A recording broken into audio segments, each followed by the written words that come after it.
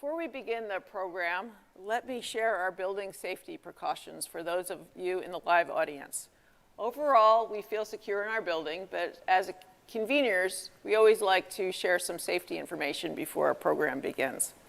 Should the need arise, I will serve as your responsible safety officer and will provide instructions on next steps. Please take a moment to familiarize yourself with our emergency exit pathways for this room, which are the doors you came in and also this door on the side, and familiarize yourself with those. And now we can turn to the program. I'm Dr. Cynthia Cook, the Director of the Defense Industrial Initiatives Group here at the Center for Strategic and International Studies. It is my very great pleasure to welcome back Major General Walter Rugen to CSIS. Major General Rugen is the Army's Future Vertical Lift cross-functional team leader, which, among other priorities, is seeking to procure 2 new helicopters for the United States Army.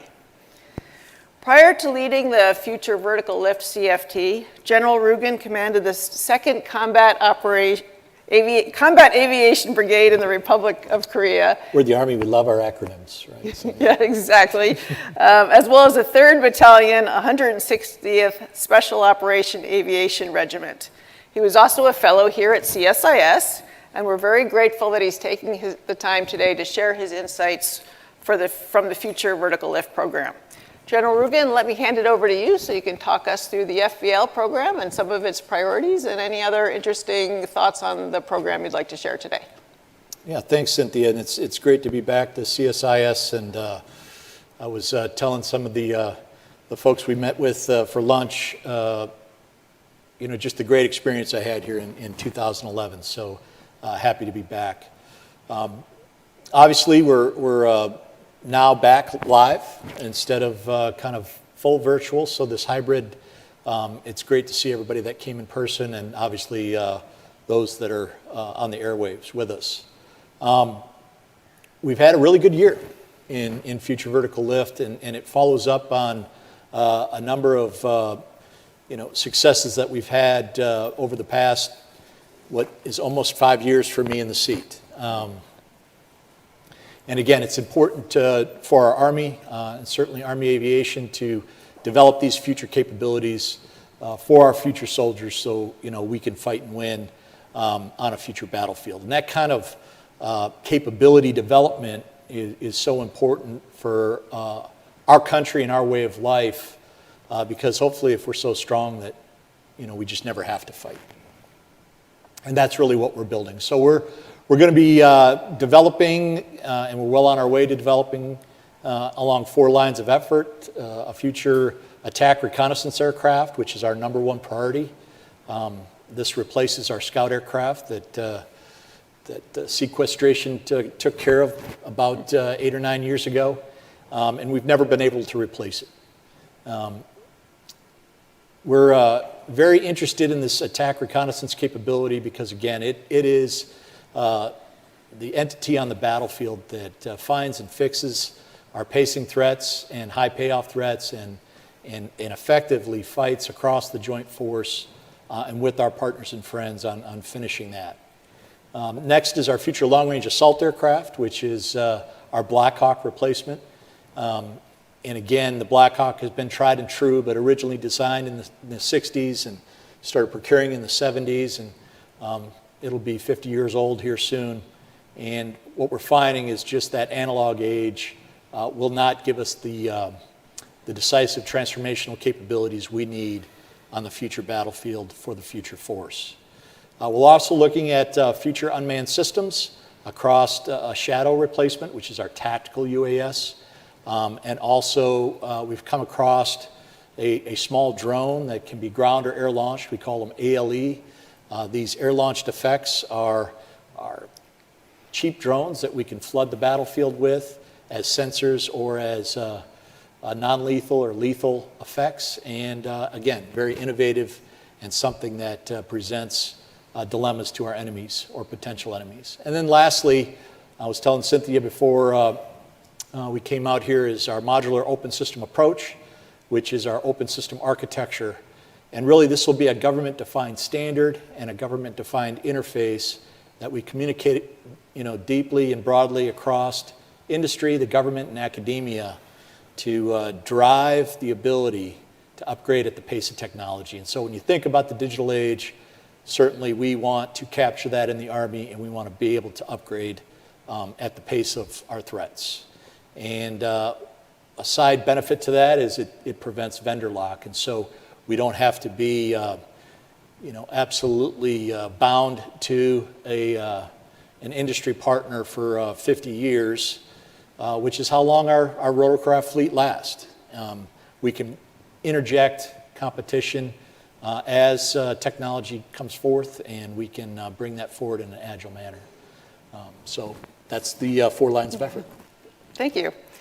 I'd like to cover 3 main topics today. One is what we're all reading about on a day-to-day basis, which is the war in Ukraine and lessons from that. The second is experimentation, engineering, investments in innovation, and contract approaches. And the third is more looking forward to the role of lift in Indo-PACOM, or an Indo-PACOM fight. So why don't we start with the first one, the one that's in the news, and that is the current conflict in Ukraine. Can you share with us your takeaway, the FEL program's takeaway on lessons learned, on whether it's shaped what you're doing at all, how it's changing your investment strategy, and so forth? Sure. No, it's certainly dominating a lot of spaces. It's a very significant conflict on a very lethal battlefield. And so we're watching it very acutely, and we're taking down a number of observations that we're seeing and what we can see. The caution that I've certainly stressed to my team and those that I speak with is I'm not sure we're at lessons learned yet. I think we're at observations, and some of the observations are significant, but we are certainly in an aggressive data collection phase with a ongoing running estimate. I think, what we've seen to date really validates what we're doing. It validates what future vertical lift is all about, and to that end, the speed and the range that the future rotorcraft configurations are going to generate. It validates that speed and range. It's transformational. So we can stay outside of these surface-to-surface fires that are highly lethal to things that come up under their threat engagement zone. I think the other thing that we see is this notion of decision dominance and an agility within our kill chain, or what we're calling more of a kill web. We want to be faster. We want to be inside any threat or enemy decision cycle, and so this notion of being far more agile in that decision dominance. So think what maybe my counterpart at 18th Airborne Corps, General Donahue, has said is a single pane of glass. So very agile with the information you need on a single pane of glass to make very quick and decisions on what decisions need to be made. I think, again, when you talk about also validating this interoperability in the Joint Combined Arms team and in and amongst our friends and allies. And so when you converge effects, so this notion of convergence, it's important to understand that. And I'll get into that when we talk about some of the engineering and experimentation we've done. But we just had a pretty significant workup with 7 of our NATO partners out west at Dugway, and it's that notion of convergence.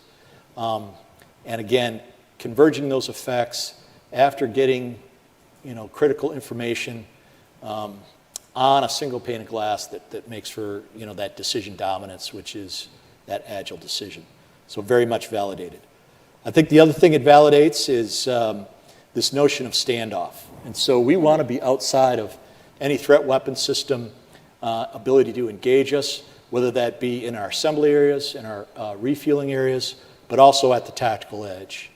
And so my generation, we looked at the Hellfire as 8 kilometers of standoff, weapon systems that would hunt our Apache helicopter at about 4 3/4 kilometers. That was standoff because the math was in our favor.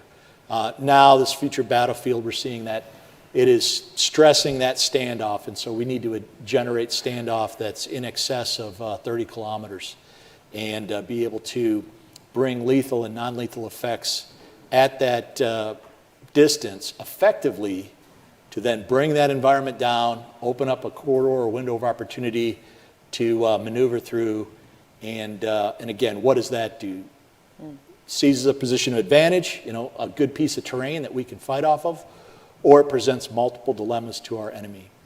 And I think the last thing I would talk about is tempo and battlefield geometry. So we're very much juxtaposing what happened in Ukraine with some of the rotorcraft formations with what happened in Nagorno-Karabakh with other rotorcraft formations. And if you juxtapose them, this notion of standoff really comes to the forefront.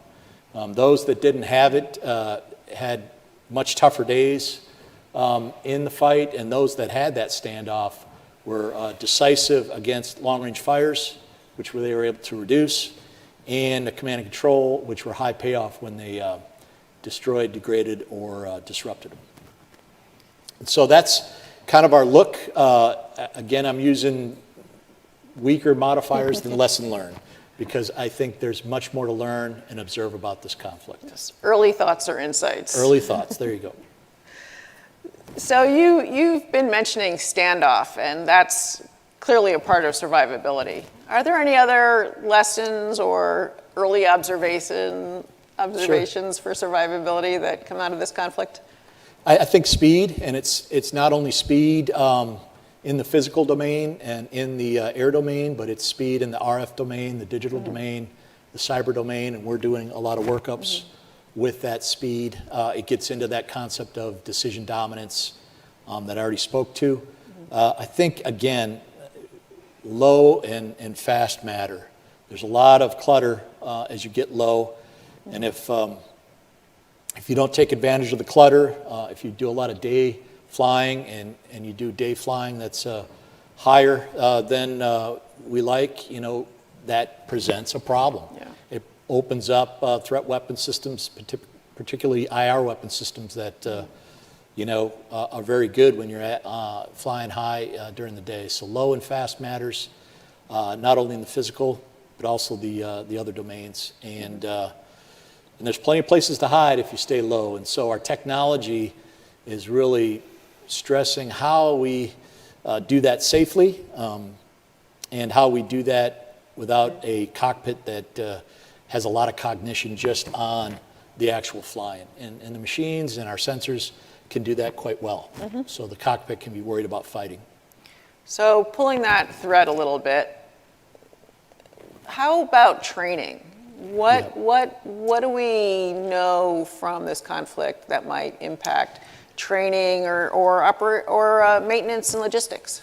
Yeah, so I think to fly lower, to fly at night, to do some of these complex combat actions in rotorcraft, you have to be trained and ready. And I think when you see some of the outcomes of the cross-border incursions that the Ukrainians have carried out effectively, you can see where sound training and advanced tactics can be effective in really tough environments and very lethal environments. So training is utmost, and in the future aircraft, these things have to be much more intuitive, and we know the digital age will deliver that intuitiveness in the cockpit that allows the pilots and the aviators to focus on more of the complex tasks they have to do and less on the things that, again, the mundane can be taken care of. When we look at maintenance, we very much have to be better than we are today in any future force on maintenance. And I will reference a study that the Center for Strategic Budgetary Assessments did where, this notion of the life cycle, 70% of the life cycle cost being associated with our sustainment resourcing we have to attack that, and we have to do better. And there are estimates out there that we could move that life cycle cost from 70% of the total cost of ownership to, somewhere around 57%.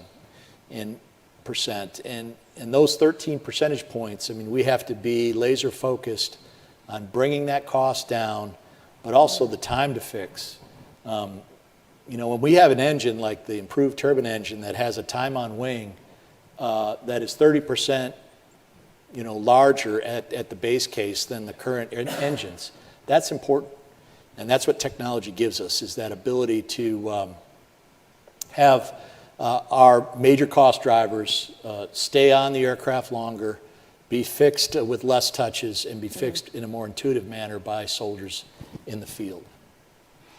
Well, there is a link between high operations and maintenance costs and For sure. the life of the asset. So the longer it is, the more those go up. So Yeah. hopefully it'll be a successful program.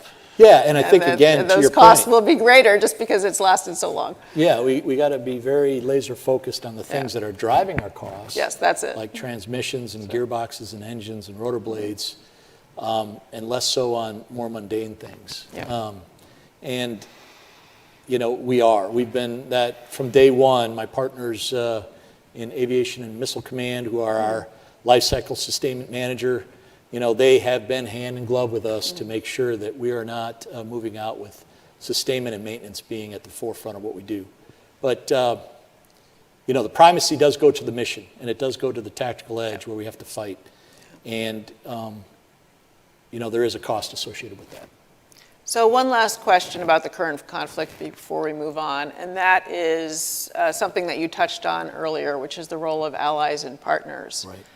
Have you started conversations with allies and partners about, I won't call them lessons learned, but observations or early insights from the current conflict? We have. Out at Dugway, Utah, we had general officers from all 7 of the NATO participating members out with us for the culmination of that experimentation event, Edge 22, and we talked at the classified level about what we're seeing, and so it was a robust conversation. I think what's important to show is we've made and penned as a U.S. Army, and James Ray is here from the Assistant Secretary of the Army for these international agreements. But these international agreements, I really believe we've started them earlier than we normally would have. Mm-hmm.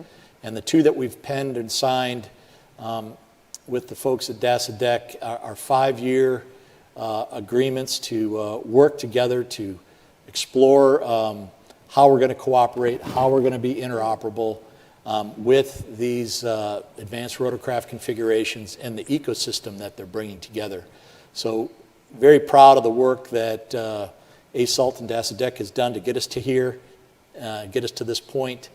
And what is also important is our planners and action officers are meeting routinely.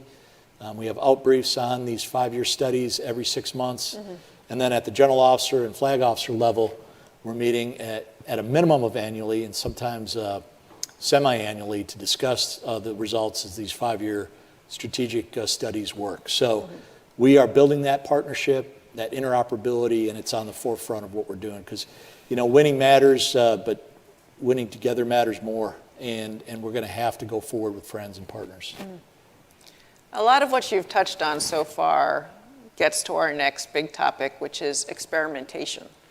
Can you talk about the FEL program's approach to experimentation and what the most exciting things you've learned from that have been so far?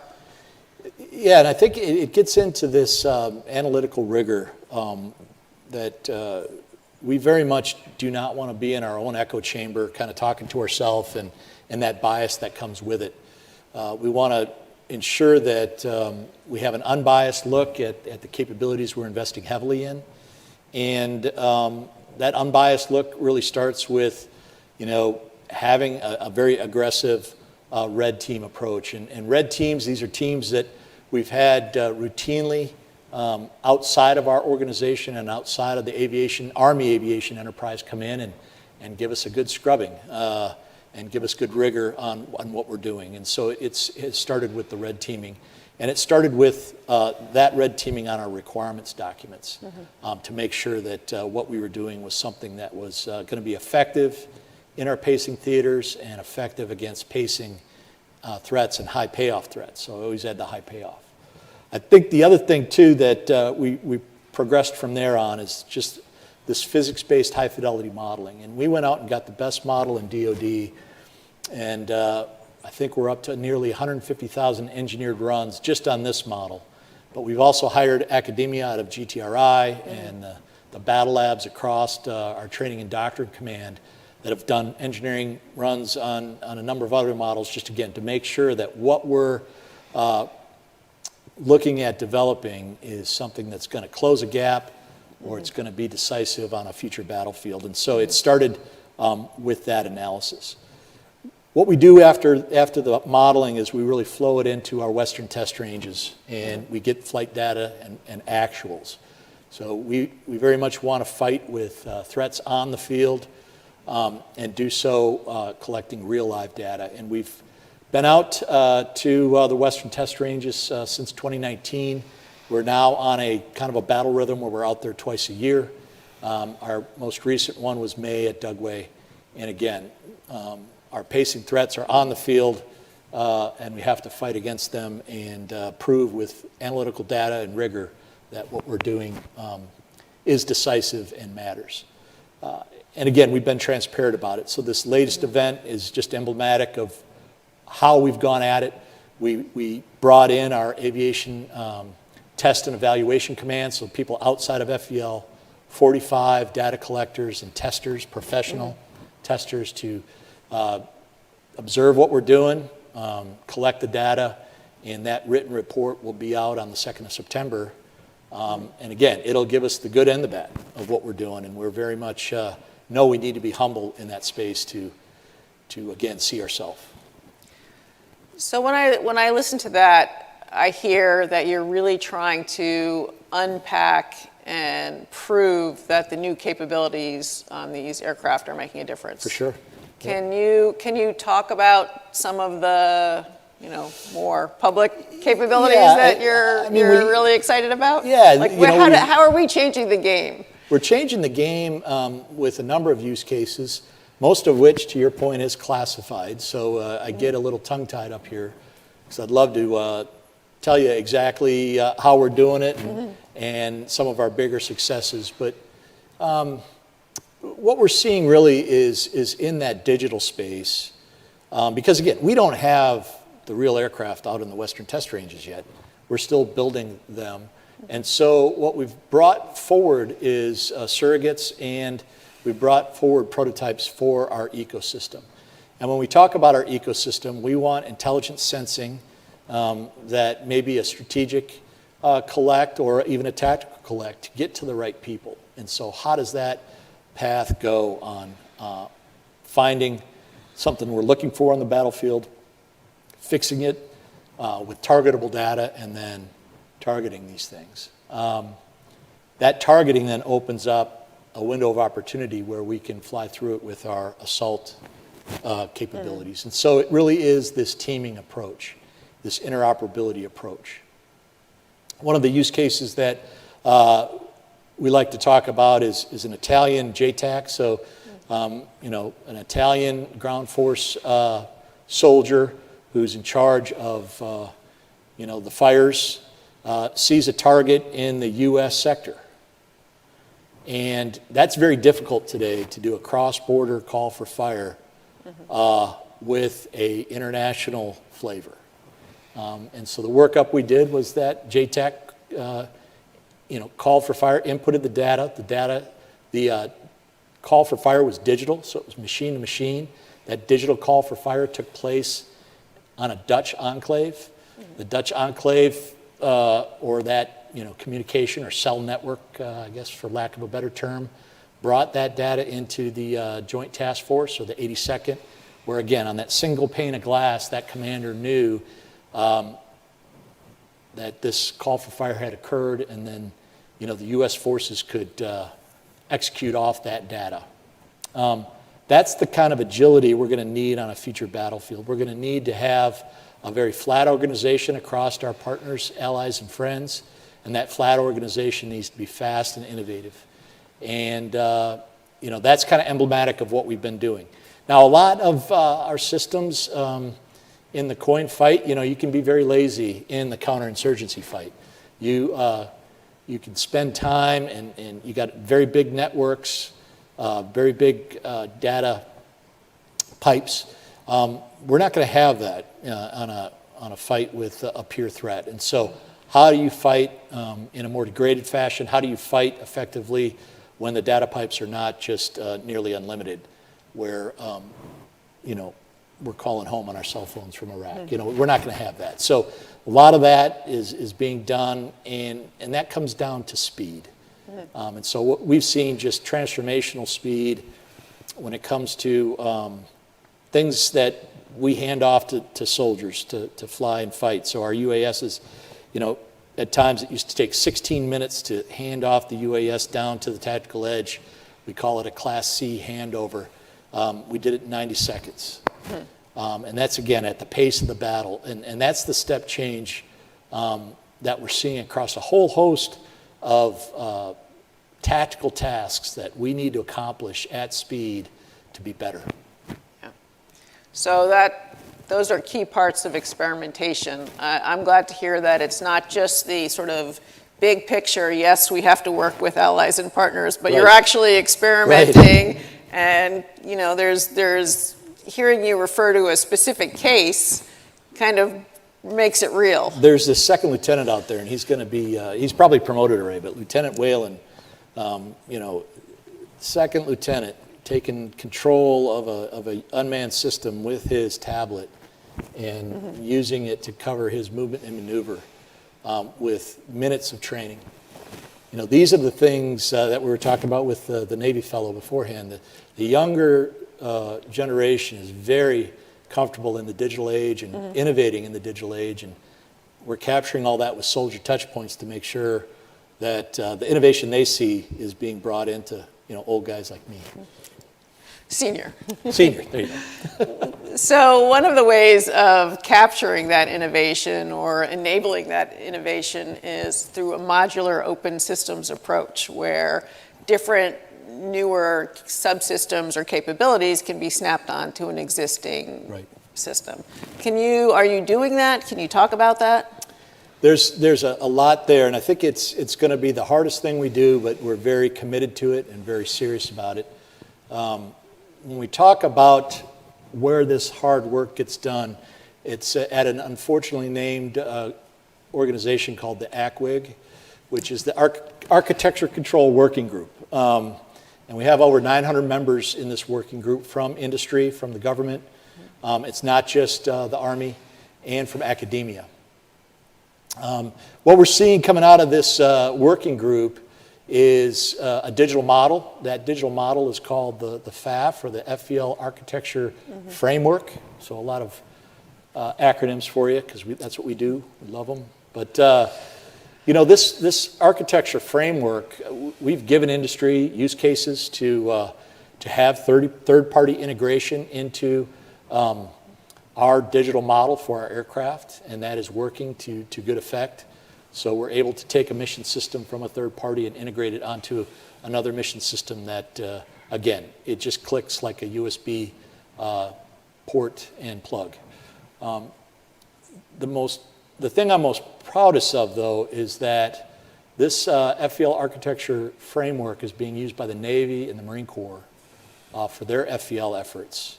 And it's not that the Army did it. The Navy and the Marine Corps were there with us the entire time, but it's getting broad adoption. And again, it's going to be vibrant going forward. This is not something that the U.S. Army built, and it's a standard that is going to go fallow. It's going to be vibrant because we have all these players in the working group, which is industry, government, and academia. When you look at some of the experimentation we've done, well over 60 technologies on and off of our experimental Gray Eagles that kind of replicate our future attack reconnaissance aircraft in an architecture way without having to talk to the OEM. And so we've demonstrated in experimentation that this can be done, and so it should be done. And so we're very serious, and that would be my message to industry is we're very serious about it. And it's an overmatched thing, right? It's what we need for our deep future fight. If you look at 2040, the future force is going to need this because we're very bad at predicting what technologies we need on our aircraft. And so we're going to have to be flexible on the machine to be able to port in something very quickly that is needed to fight and win and have that dominance on the battlefield that we enjoy today that we want for the next generation. I think it also will address cost. And so we'll maintain competition throughout the life cycle of the aircraft in a far more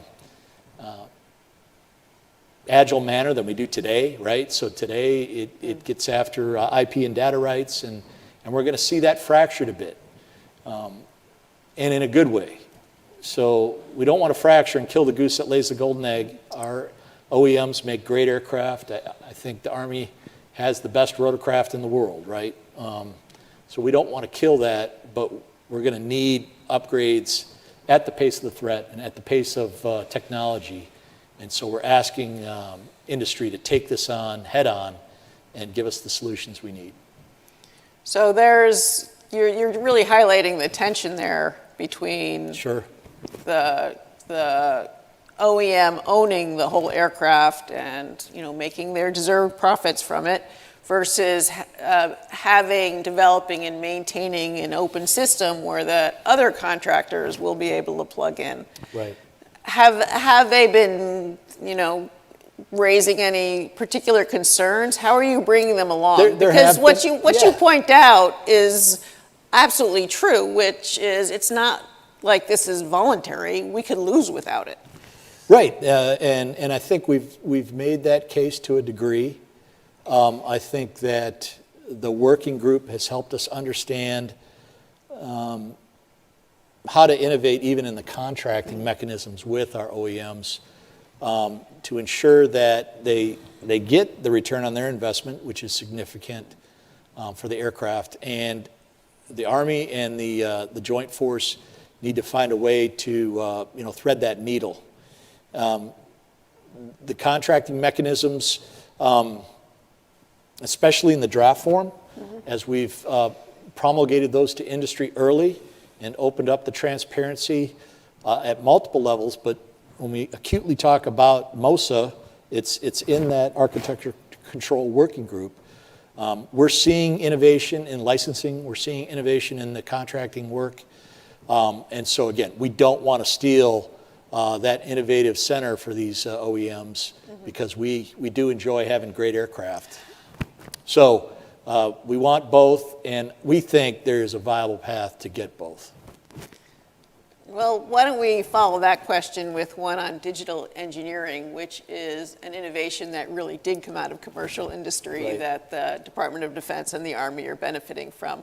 What are the coolest things you've seen from digital engineering in the program? It's amazing to see. I used to be in this place where we had to resource the Army, and we used to have these big bills come in that were very hard to explain to Congress on long lead times for castings and forgings that make the big transmissions and gearboxes that go in aircraft. You can all imagine that. These castings and forgings sometimes require 3 years.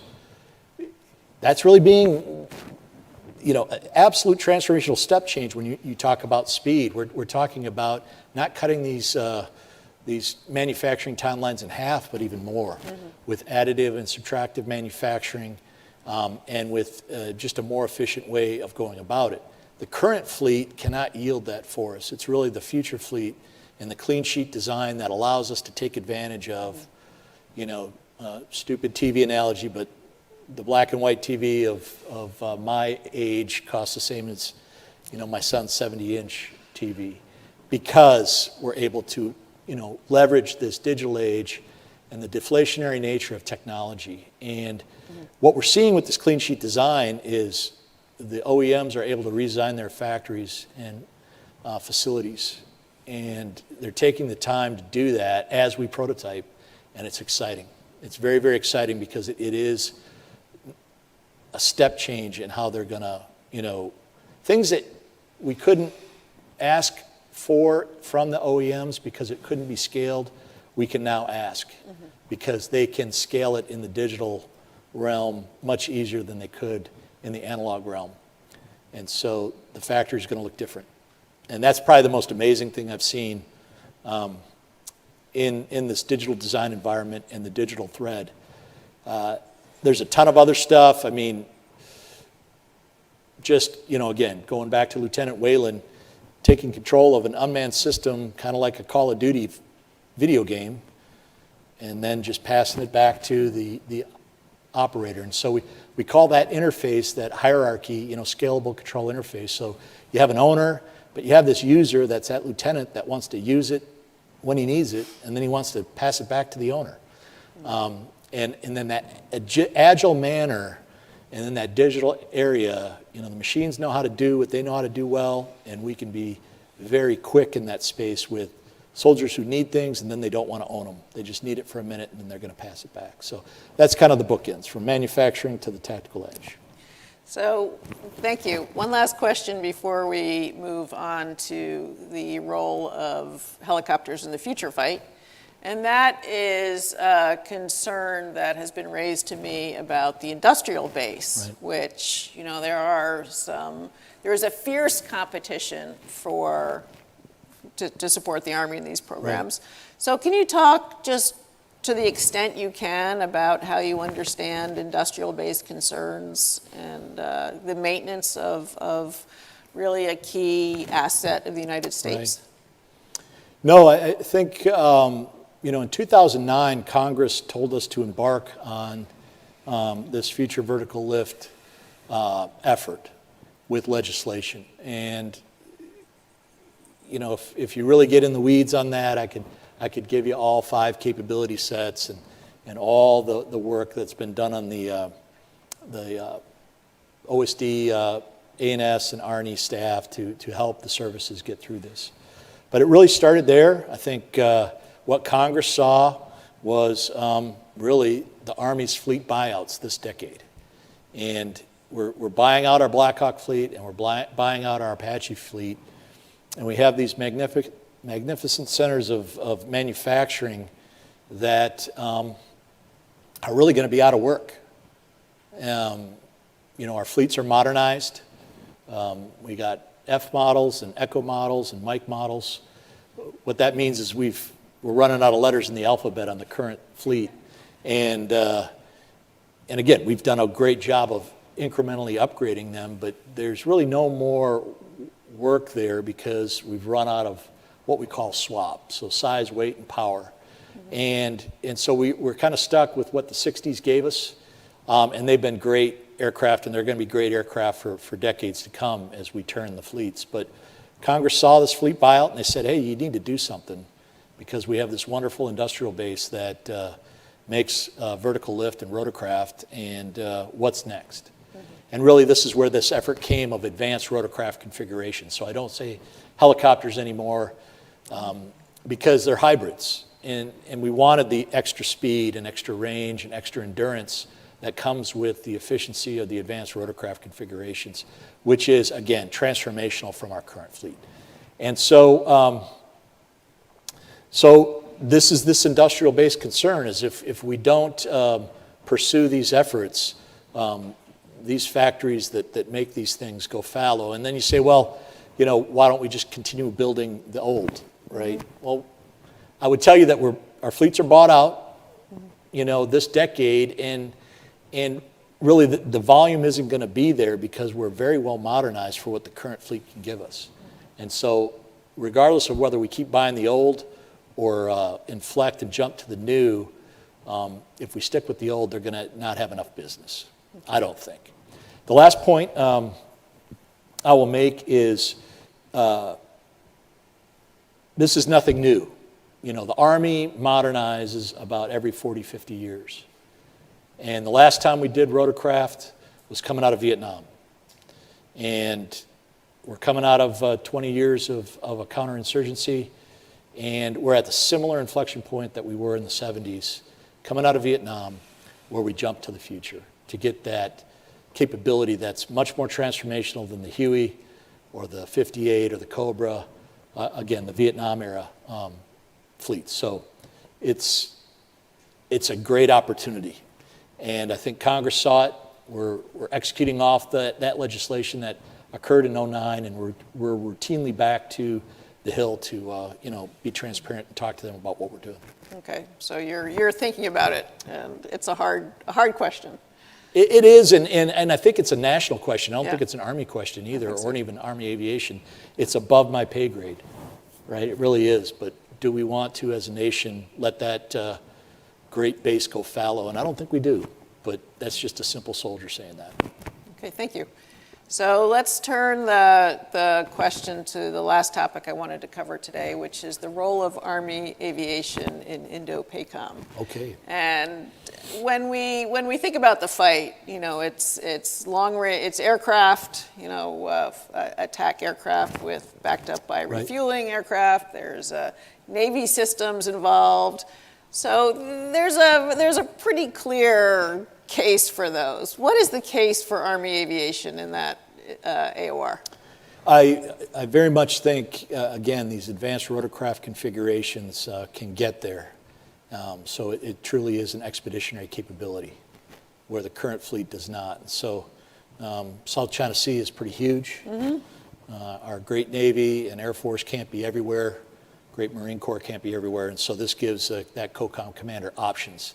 And they're very viable options. I think it starts in any, basing or policy on advanced basing in our humanitarian and disaster relief response.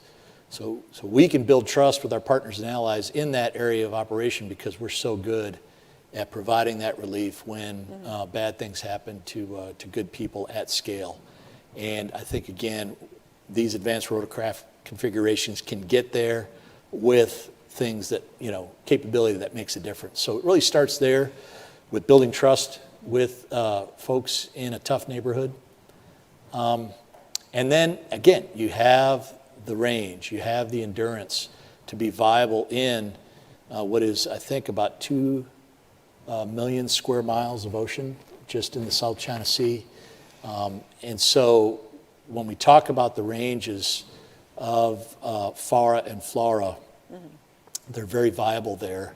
And they can operate outside of ballistic missile, medium-range ballistic missile, and then close that distance and either strike or help someone out in a pinch. And they can do so, and again, in a very efficient and fast manner. When you talk about other problems in Indo-PACOM, we have to be very careful of kind of being focused on one thing. There's multiple problems in that area of responsibility, to include Korea, to include, as I mentioned, the humanitarian assistance and disaster relief, to include a host of other potential bad actors that may do things that we want to counter as part of our national security. So I think, again, vertical lift offers a very flexible response, an option for a COCOM commander. And, we've been working on a scenario in Europe for about 40 years, and that scenario has taken place 800 nautical miles away from where we've been planning for 40 years. And vertical lift's pretty great at closing those 800 meters or 800 nautical miles and doing something for a commander.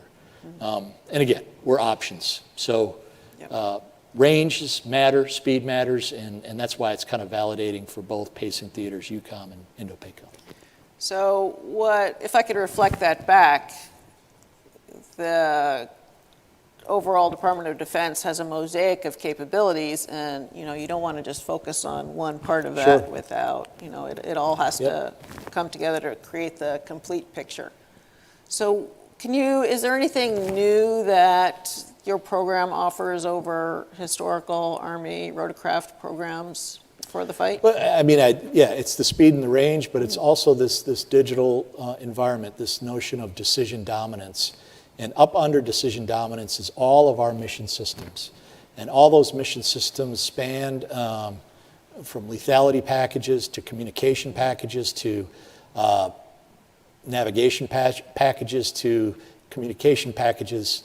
And I said communication twice, but electronic warfare packages. And so what you're seeing is with this MOSA, this flexibility to bring whatever the commander needs and tailor it. And so I think, again, that's our value proposition to the Joint Force, and it's being well received. And oh, by the way, we do it from the lower tier of the air domain where there's a lot of clutter and a lot of places that we can be very effective from. And as we fight as a Joint Force, I don't think you want to go in just high or just low or just maritime or just air or just space. I think you're going to want multiple domains in the Army's case, and you want to present multiple dilemmas to any enemy. Yep. And you want to out-tempo them, you know, and break them.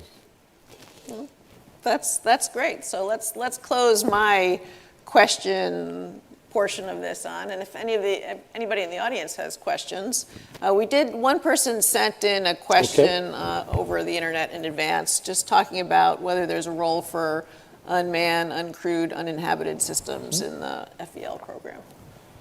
Okay, I'll answer that first. Yeah, I mean, and then if people want to line up at the mic if they have questions. We've proceeded, out of really my generation's manned-unmanned teaming to what we're calling advanced teaming, and it's given us multiple options as we take the best of both of our unmanned capabilities and our inhabited cockpits or manned capabilities and fuse them and forge them into, again, the best capability at the tactical edge that we need to fight and win.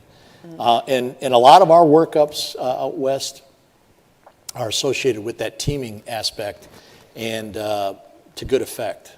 So we want to be careful not to go all in on either option, in my mind. And again, I think it's going to take a team in the future to be decisive. Okay, great, thank you. Thank you, sir. Dana Linnett from the Summit Group, DC. I love this program, so I'm very excited about your talk here today. I appreciate everything that you said about the supporting equipment and systems and the mission systems that go into FEL. And I'm wondering if you could talk a little bit more about what you would like to see in the evolution and innovation for optics and optical equipment, because going fast, low, and at night and targeting is all to me, I hear optics. So if you could address sort of that sort of wish list and sort of what you're seeing there. Thank you. Yep. No, so we just flew an Apari system that was very, very cool out west, and it deals with what sensors we're going to put around the aircraft. Again, it was concept work, so it's not that we're going all in on that program, but what we're doing is we're looking at what does that bring us from a concept perspective. Ultimately, my wish list is dual use or multi-use sensors. So we already have plenty of sensors and a lot of processing power on single-use capabilities. So especially in aircraft survivability equipment, when it's not doing survivability, could it do lethality? Could it do protection from, obstacles and degraded visual environments?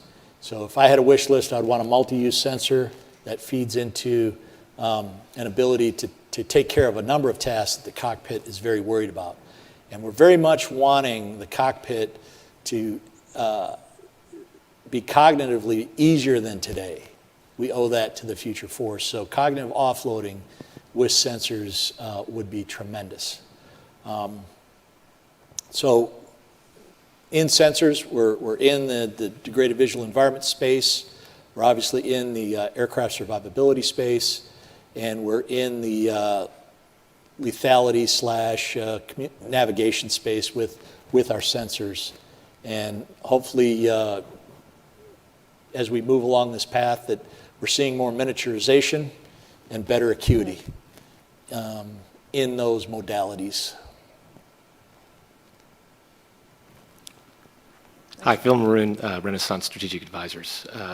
How are you thinking about cross-service collaboration? How's it changed the risk sharing And then, Marines and Navy, what are they thinking? For sure, thinking about it and living it all the time. So we have Marines in our footprint. We're working heavily with the Marines and Navy rotorcraft personnel in our modeling. They've all been a part of our workups out west, either advising or participating or observing.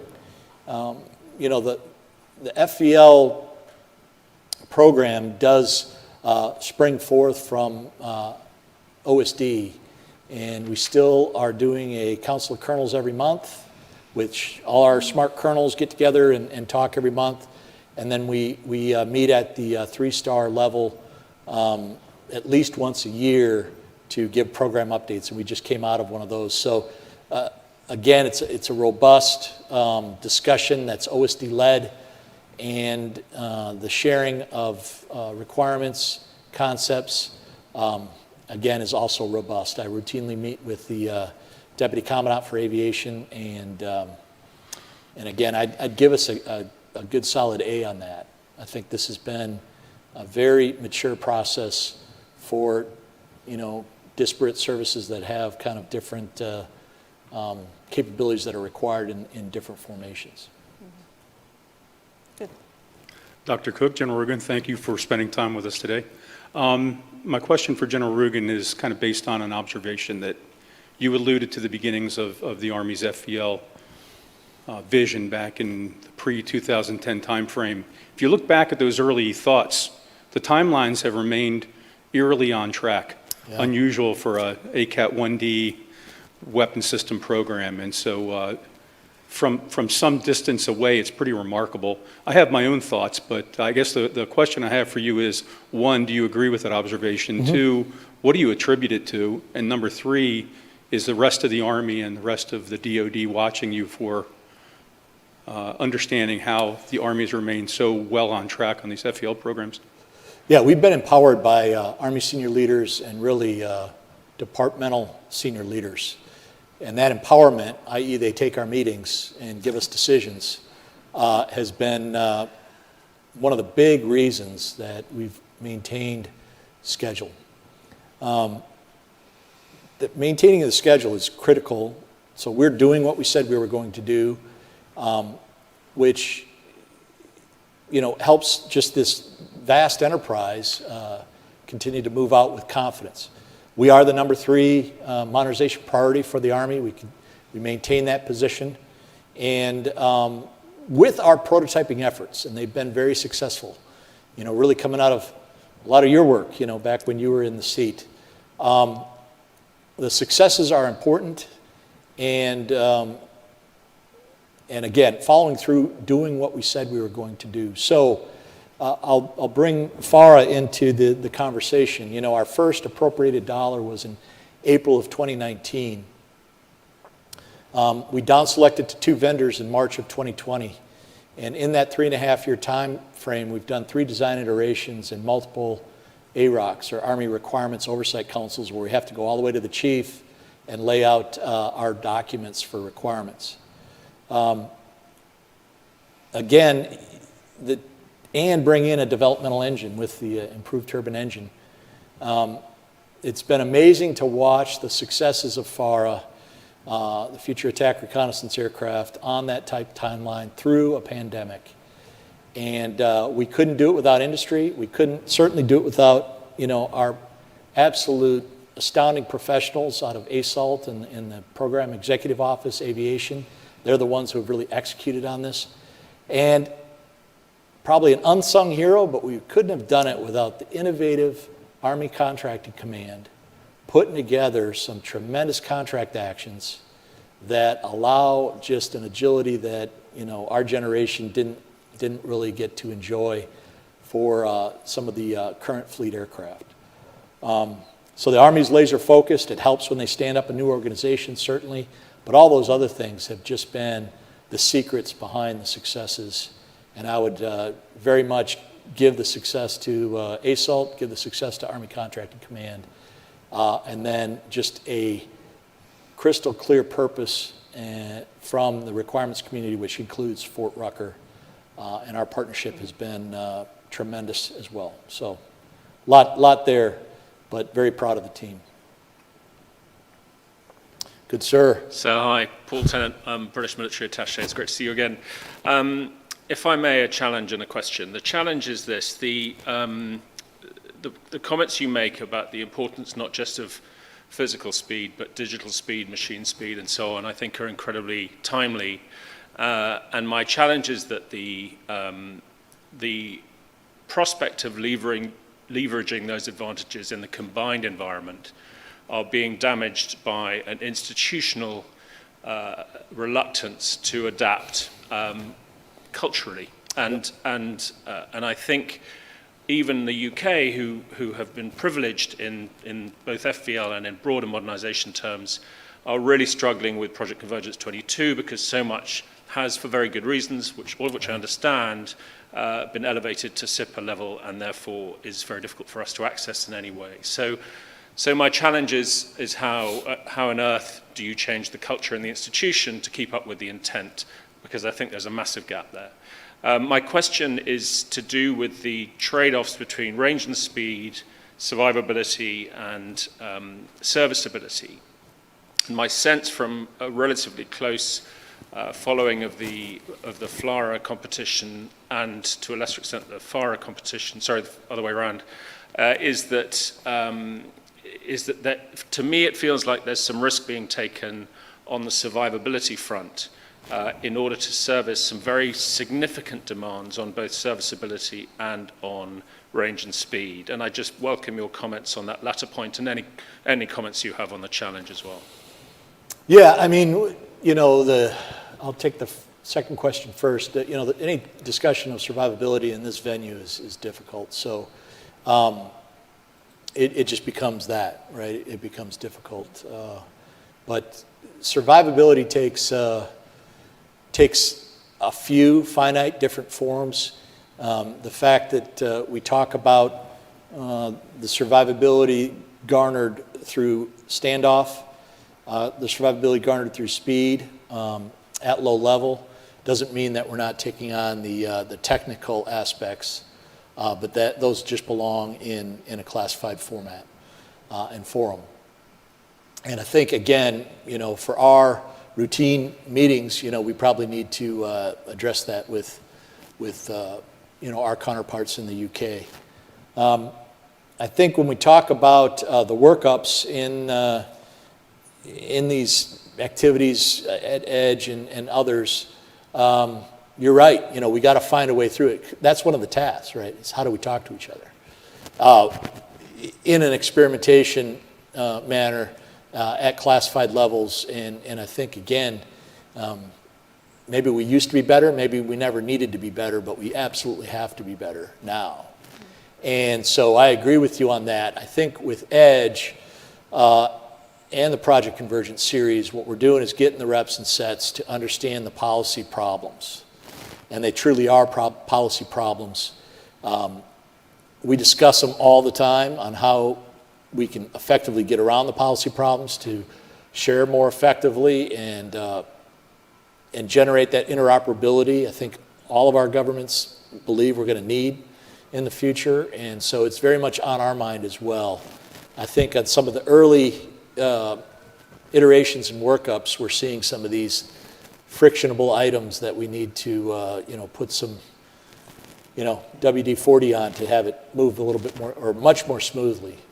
I was very pleased with the enclave that was created out west at Dugway, and we jumped through a number of hoops to get the waivers, to do the work. And I think what we're seeing is we have more people trained in that work, more visibility at the senior levels to understand what the true risks are and what they're not, and be able to fight through that.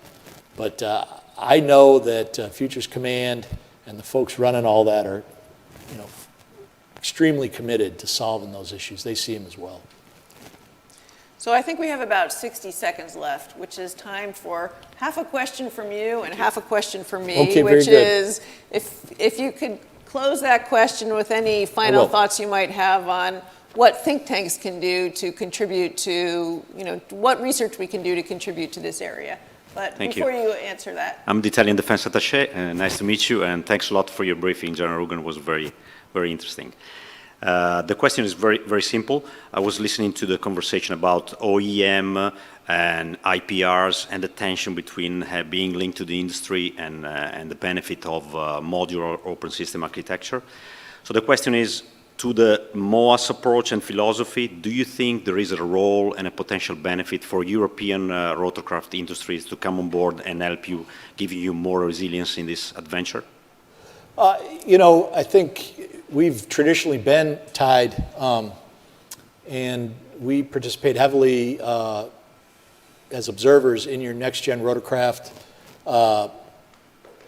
strategic planning that is ongoing in Europe now, and so that partnership is natural, and it's not necessarily my job, so I don't want to get ahead of other Army senior leaders, but we certainly are setting the conditions for that with the trust and partnership we're building with next-gen rotorcraft and FVL, with the edge events where we're bringing NATO in, and then with these project agreements that we've signed. So I'm very optimistic that we're going to be much stronger and better together in the future, and it'll be up to senior leaders to make that call, but from separate governments. But I think we've certainly given them a lot to think about in a positive light for the partnerships we've built.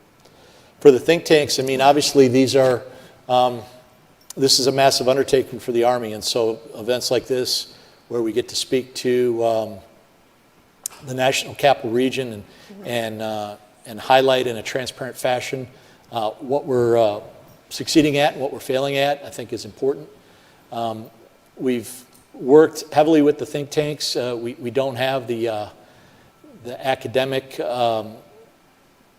insightfulness that flows out of the think tanks, and I think that's why we've had at least 3 papers that we've asked think tanks to take on when it comes to things like industrial base and things like affordability and how we can connect the dots with the digital age.